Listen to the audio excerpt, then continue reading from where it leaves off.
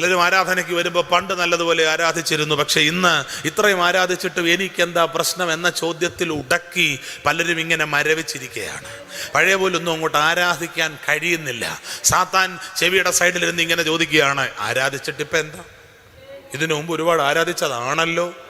നിങ്ങൾ മനസ്സിലാക്കേണ്ട ഒരു കാര്യം, ദൈവം നിങ്ങൾക്ക് വേണ്ടി ഒരു പ്രവൃത്തി ചെയ്യുന്നത് നിങ്ങളെ മാത്രം ഉദ്ദേശിച്ചല്ല, ദൈവത്തിൻ്റെ ആഗോള പദ്ധതിയിൽ ഉൾപ്പെട്ടതാണ് നിന്നെക്കുറിച്ചുള്ള ദൈവത്തിൻ്റെ പദ്ധതി. എന്താ ആഗോള പദ്ധതി? എഫേസ്യർ 1:10 പറയുന്നു, സകലത്തെയും ക്രിസ്തുവിൽ ഒന്നായി ചേർക്കാം.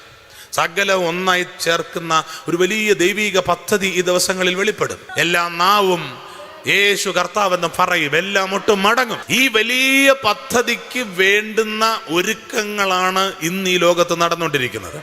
അപ്പൊ ആ പദ്ധതി നടപ്പിൽ വരുത്തുന്നതിൻ്റെ ഭാഗമാണ് നിന്റെ ജീവിതത്തിൽ കർത്താവ് ചെയ്തുകൊണ്ടിരിക്കുന്ന പ്രവൃത്തി. കാനാവിലെ കല്യാണത്തിൽ വെള്ളം വീഞ്ഞാക്കിയതും ഉടന്തനെ സൗഖ്യമാക്കിയതും ചെകിടനെ സൗഖ്യമാക്കിയതും എല്ലാം യേശുവിനെ വെളിപ്പെടുത്തുക എന്ന പദ്ധതിയുടെ ഭാഗമായ പ്രവൃത്തികളായിരുന്നു. ദേശത്ത് ദൈവത്തിന് ചെയ്യാനുള്ള വലിയ ദൈവപ്രവൃത്തിയുടെ ഭാഗമാണ് നിന്റെ ജീവിതത്തിൽ നടക്കാനിരിക്കുന്ന അത്ഭുതങ്ങൾ.